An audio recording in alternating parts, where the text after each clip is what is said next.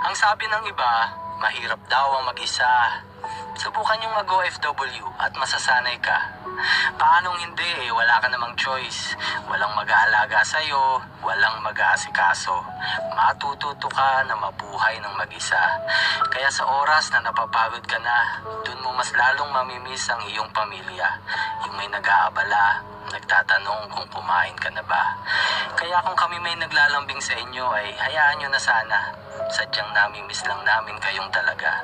Ang inyong yakap, halik at haplos ng inyong pagmamahal. Sana'y maramdamang muli, yan ang lagi naming dasal.